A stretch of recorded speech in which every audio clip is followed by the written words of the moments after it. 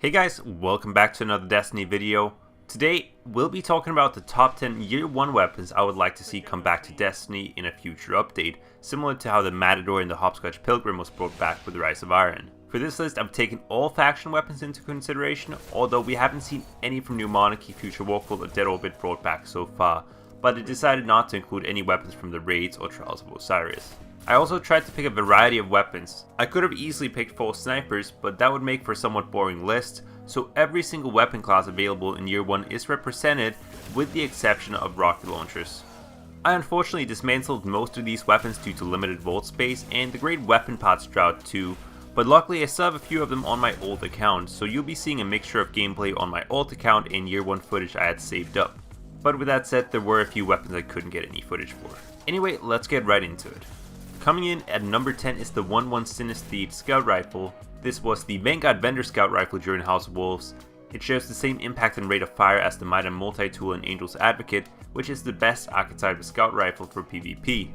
It also has great base stability for the archetype at 52, and the result is you can get a very high stability scout rifle that can actually compete with pulse rifles at mid-range. This gun was really underappreciated during House of Wolves, but it's definitely one of the best PvP scout rifles ever in Destiny so far.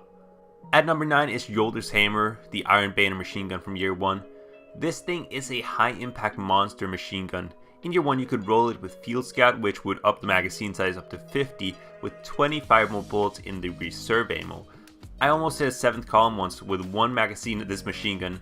Unfortunately the 6th guy managed to hide for a second, but it goes to show just how powerful this thing was back in the day. To this day it's still a great machine gun, although with the heavy ammo supply being reduced and Field Scout being nerfed, it really doesn't stack up to its Year 1 self. Still, it's an incredible machine gun that also looks really good. Coming in at number 8 is the Hide and Seek 42 shotgun from Dead Orbit. This gun was available from the Dead Orbit vendor during Vanilla and Dark Below, and the original vendor role had both rangefinder and hammer forged. It is a mid-impact shotgun, so it doesn't really have a place in the current meta, but I'm hoping Bungie will make some tweaks to shotguns to make the lower impact variants more viable again. For a long time this was my baby. It used to dominate in PvP before Felwinter's Lie started wreaking havoc in the Crucible. But it's still a decent shotgun, although it definitely can't compete with the Matador these days. At number 7 is Light Beware, arguably the best fusion rifle from Vanilla Destiny. Fusion rifles were of course incredibly strong during Vanilla, and the Light Beware combined the ability to completely map people with a fast charge time of 28. These days the more consistent high impact fusions dominate, but the Light Beware could still have a place as the charge rate is fast enough for it to be a reliable shotgun counter and even a plain C replacement, but the impact is still high enough for it to be somewhat consistent. I personally never got my hands on this thing, and that's something I really regret, and I would love for this gun to come back. One of the most popular auto rifles ever in Destiny comes in at number 6, and that is of course the Vanquisher 8 from New Monarchy. This was one of 3 high impact auto rifles from Vanilla, the other 2, the Shadow Prize and Grim Citizen, both returned with the April update, and I think it's time that my personal favorite of the 3, the Vanquisher, joins them. Not only did this gun dominate in Vanilla when auto rifles were king and actually continued to do so for a while after the auto rifle nerf, but it also looked damn good while doing so. At number 5 is my favorite pulse rifle of all time, the 55A AllFate. As a matter of fact, the only reason it isn't higher on the list is because it's the Nurban's Mercy archetype, which isn't all that great at the moment. But man, in Year 1 this thing was amazing. I rolled mine with reactive reload and brace frame, and it was a melt machine. Hopscotch Pilgrim and Messenger were always more popular, simply because the high impact archetype of pulse were completely ridiculous back then and could 2-burst anything, but I always preferred the AllFate. With reactive reload, this gun would 2-burst all day, and if you could start stringing some kills together, you were unstoppable. Anyone who's followed my channel since House of Wolves knows I love this gun. Finish them.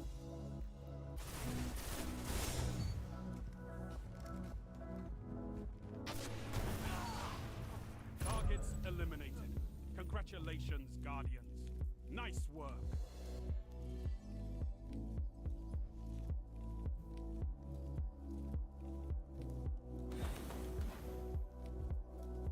In at number 4 is EFRIDEET'S Spear. This one just makes sense. EFRIDEET is the new Iron Banner vendor. What better time to bring back the sniper named after her? This beast is a very high impact sniper similar to Event Horizon and was patient 0 in the infamous final round epidemic in the early days of Trials of Osiris. But after that was fixed, this sniper became a fan favorite for the sleek look and low aim assist, making it an ideal sniper for highly skilled players. You could get some crazy rolls in this sniper rifle. If you had the Dark Below variant, you could roll with both Double Down, Field Scout and Snapshot on the same sniper, which meant you could start with 24 rounds and then switch to Snapshot. It's definitely one of my favorite snipers of all time, and I really hope Bungie brings this one back.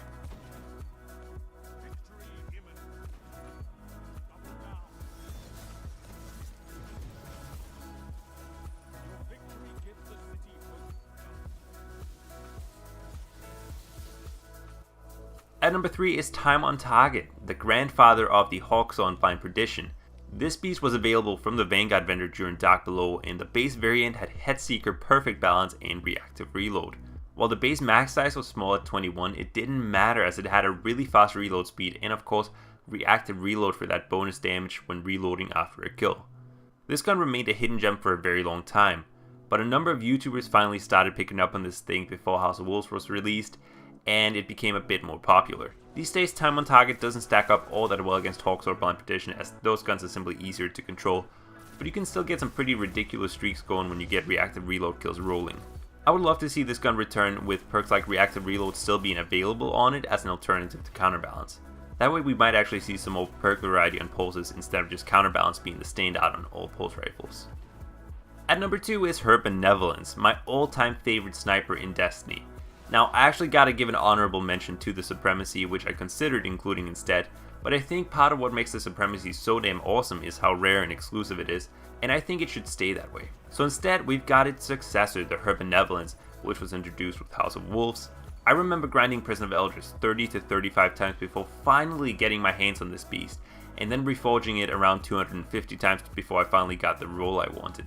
This was easily one of the most popular sniper rifles in House of Wolves, as everyone could get a god roll on it, and of course it had the same impact as LDR longbow, so you could one-shot supers and overshielded opponents. It actually had significantly lower aim assist than LDR longbow, but because god rolls were so easy to get on it, it was a very popular choice.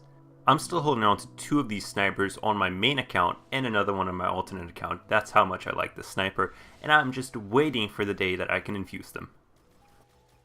But coming in at number 1, it's gotta be the Red Hand 9. This hand cannon was so freaking good back in the day, and even though it's slightly less good these days, I was still able to dominate with this thing in PvP. It's got the same impact as Palindrome and AS Luna, but it sets itself apart from the rest of the archetype by having more stability, less range, and a ridiculously high aim assist stat. I spent the majority of year 1 grinding New Monarchy rank hoping to get one of these, and just a week after I finally got one, it was added to the buyable inventory for New Monarchy. During House of Wolves, the Red Hand 9 and the Fulcrum from Future War Code were very popular for the possibility of rolling it as a mini Hawkmoon, with both Final Round and Luck in the Chamber. Admittedly, the Fulcrum was better suited for that because of its smaller magazine size, but the Red Hand was always a more well-rounded hand cannon. And even though the range doesn't quite compare to Palindrome or AS Luna, I actually found that it rarely got Phantom bullets, which I'm guessing is largely due to the aim assist being off the charts. To this day, this gun still feels incredibly smooth, and if I could, I would probably use this over the Palindrome in most situations, especially if Bungie ever decides to fix Bloom.